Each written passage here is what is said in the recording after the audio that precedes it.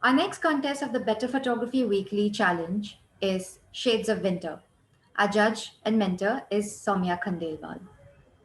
A Getty Images Instagram grantee in 2017 for her work Child Brides of Shravasti, Soumya's work focuses on gender and environmental issues.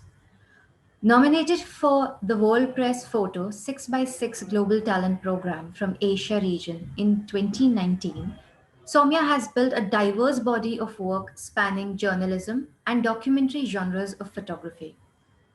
She has previously worked with Thomson Reuters and the Hindustan Times. She has contributed to the National Geographic, the New York Times, Wall Street Journal, Washington Post, The Guardian, Vanity Fair, Caravan, as well as NGOs like the Bill and Melinda Gates Foundation, Malala Fund, and Path India. Recipient of the National Foundation of India Award 2017, Soumya's work has also been exhibited at Getty Images Gallery, India Photo Festival, Hyderabad, and Goa Photo Festival, as well as digital exhibition at Women in Photography Slideshow Singapore. She has also hosted talks by women photographers, an online platform that encourages talented women artists from across the globe to share their moving stories. Hello, Soumya. Thank you, Nilufer, for the very generous introduction. How are you? I feel privileged and I'm excited to look at the entries for the weekly challenge, the theme of which is Shades of Winters. And I am really excited for this theme as well because I would like to see what we really think of winter as, uh, a cup of garam chai, a hot sun on a winter afternoon, the morning fog, or just the excitement of welcoming winter after a hot summer and then a monsoon. So I'm really open to what everyone shows in terms of images, and I really hope to be surprised by what they put across. The most important thing that usually appeals to me when I'm looking at photographs, which I hope gets translated in this case as well, is that uh, when I look at the photographs of winter, I actually feel like it is winter, you know. So I do hope that when I see the images, the photographers are, uh, looking at conveying the sense of winter, not just in terms of a concept, but also in terms of a feel. Just to kind of segue into what potentially photographers could do, and maybe showing examples of some of the images that I personally like. Quite a few of them by photographers that I really admire. I thought it would be interesting to look at their images and talk about why I like those images. So I'm going to start a screen share and show a short presentation on the various images that Nilufer, you very kindly put together for me.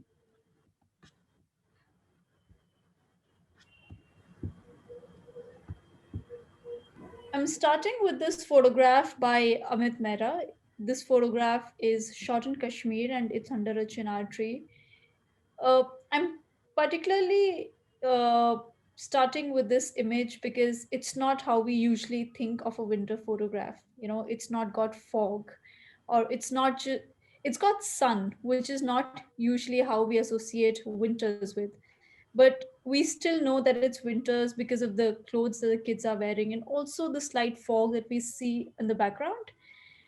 And it brings across that feeling of the warm sun on a winter day, which is why I like which is why I like this image, and I decided to include it and start the presentation with it.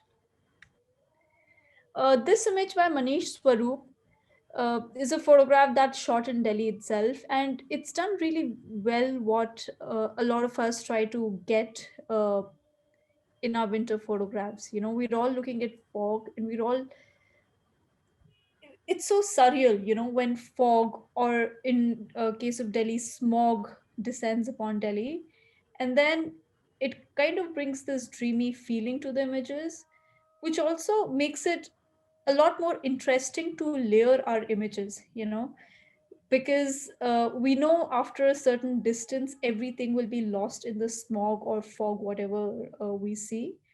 And which is why we can be very selective about the layers that we create in the image, and which is why I like this image. This is an image that I shot. It's sort of a winter morning. We obviously know it because of the lady wearing the shawl, but it's also the light, the soft light. When we talk about North India and when winter descends upon North India, the light that we have changes from the very harsh light to very nice soft light, which is which really renders itself beautifully for images. uh, Again, carrying forward the idea of showing winters through light and not just fog or smog. This is one of the images that I took of the Red Fort during the lockdown. So there was this fair that was happening at the Red Fort, and then the pandemic happened, and the government decided to go through a lockdown, and everything was there barren, and there were no kids and no people who were really participating in the fair. And again, what I was enjoying photographing at that point of time was one.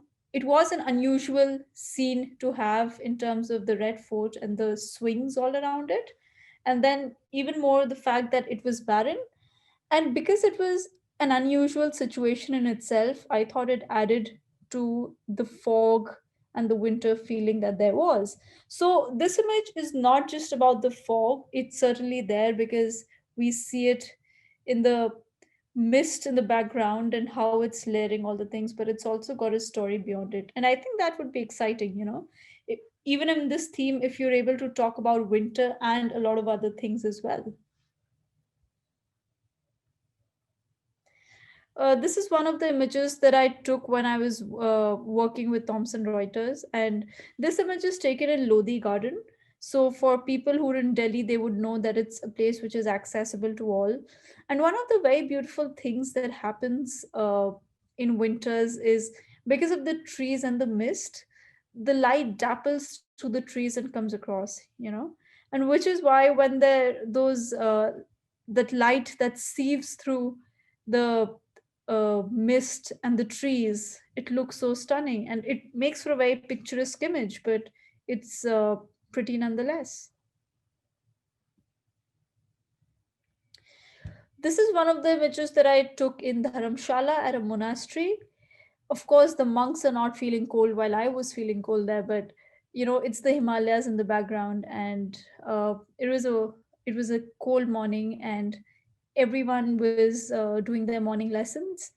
And I thought it was an interesting moment, uh, and it not just talked about the life at the monastery, but it also the nice blues in the background also added to the winter feel.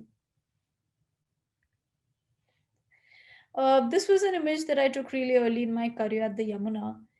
And this was one of those days when the fog was so dense that you could hardly see.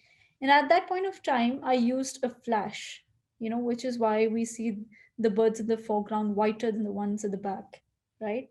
And maybe it'll be interesting for people to try and do that and see what they come up with. This is an image by Amit Mehra from Kashmir, and it's obviously been shot in the snow and it's still snowing.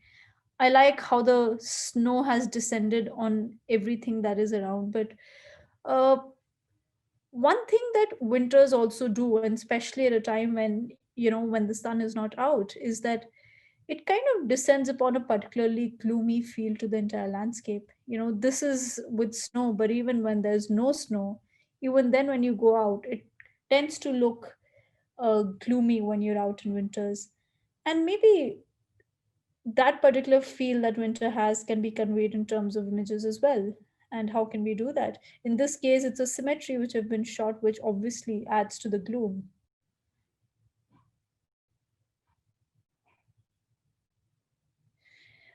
I decided to include this image because it's a very simple image, and uh, you see an entire landscape a cityscape in the background. You see the trees which are all in snow, and you see one car there.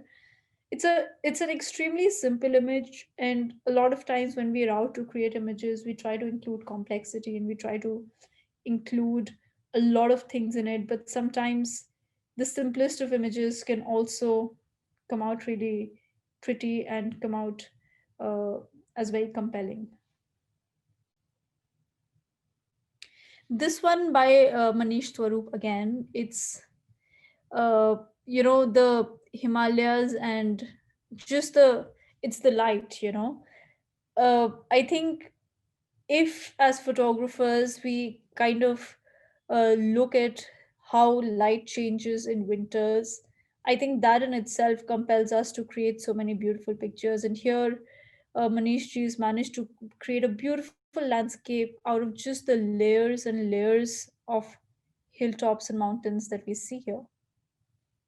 So again, this is a wonderful example of how do you add layers to your image, and uh, use fog and use light to do that. And yet, you're still able to create clean images. That's one of the uh, better sides of winter, that because of the fog and because of the low visibility, you're able to create cleaner frames. That's an image by Abbas Kiarostami, and uh, it's an image of the reflection of a tree in the snow, and the shadow of a tree in the snow. And I like it for its extreme simplicity and the vision of the photographer. It's such a simple image, and it's probably an image that a lot of us pass each day. It does not have to be a reflection in the snow, but a shadow in the snow, but it could be a shadow anywhere. And it's such a simple image, and a lot of us see it so often, but we don't photograph it. And therefore I decided to include it, because a lot of the best photographs that we create are in the simplest of moments. A stunning landscape, and just the few elements that there are. And uh, I would also request the photographers to be careful of their exposure while you photographing in winters, because the camera can be very deceptive. Like, and I mention it here because you see a lot of information in the snow, and our digital cameras are would often get it wrong. So it's uh, it kind of makes sense to use our exposure compensation, because the natural reaction of a digital camera would be to underexpose it by a stop. And that's a while that might work great in order to bring out the details in the landscape. A lot of times, if we want to create uh, if we really want to show the feeling of the fog, we might want to probably bring the exposure compensation to minus sorry plus 7.7 or plus 1, and just see what variations we getting and what works better in terms of the frame. Because a lot of times uh, the white in the background instead of a little gray can also work really well. And this is not just snow, it's got so much of form, it's and so much of texture in the frame. And which is why, like I was saying, the winter, and in this case it's snow, allows us to get rid of the clutter here. Because of the snow, Andre Curtis has been able to get rid of all the clutter that there could be and focus completely on the form. So probably that's one of the things that photographers could be looking out for. I was talking about a certain gloom in the atmosphere in winter when we were looking at Amit Mehra's image. And here we're looking at an image by Henri Cartier-Bresson from Germany. And uh, it looks like an industrial area. There's work happening there, birds there. There's all the snow, and there's a certain gloom to what's happening there. There's a certain slowness and a monotony, if you may, to what's happening there. And I guess uh, for a photographer to be able to do that, it's important for them to be more conscious of what is the kind of feel a certain light tends to bring to the images. This is another of the images here, again, not from India, which, it's just snow and it's just the grayness in the sky and the birds flying by, which uh, which highlights the stagnancy of life. There's nothing that's really moving. Everyone's indoor. You don't really see any people there. And and having said that, despite not seeing any people there, because a lot of us are often caught in the idea of having people in the frames, and here we see images which don't have people but would still convey what they have to with the absence of people. Here, the boats have a repetitive form. There are the birds, and there are the houses in the background, and there are the cars which are parked on the side, and there is certainly that repetition of form. And yet, the dark atmosphere and the gloom kind of puts the image together. No, I don't have any questions, but in case those who are using, let's say, a cell phone, do you have any tips for them particularly? Sure. One of the things that works great with we're all photographing on cell phones a lot of times, and a reason for that also is that our cell phone cameras are extremely capable of photographing a lot of things that we want. And one of the very good features in cameras now is the ability to expose it uh, as per your need. So you could tap at a point that you want to expose in the frame and then slide it up or down to over and underexpose it. So I think that is one feature that the photographers should be exploring here, to see what's working best for them. So I think one would be that, and second would be don't hesitate to zoom in. Obviously, that's preferable when you have optical zoom in your cameras more than digital zooms. But when you're photographing fog, especially, it helps to zoom in because it kind of compresses the fog and highlights the feeling of uh, a certain grayness in the background. And do you have any suggestions to give for those who want to, let's say, photograph at home if there is something going on? It's a garam cup of chai. I don't think photography necessarily needs to happen on the streets. Photos are everywhere, and if you're at home stuck in the lockdown, then you probably have your grandmother who likes to sunbathe every afternoon, you know, or your mother who enjoys a garam cup of chai, or just a thick blanket that someone is sleeping in. So I would say that the possibilities are endless. Just keep your eyes open and try to think of and notice everything that changes about your house and about your surroundings once the weather changes. And that should be your lead into shades of winter. Thank you so much, Soumya. Pleasure. Thanks for having me.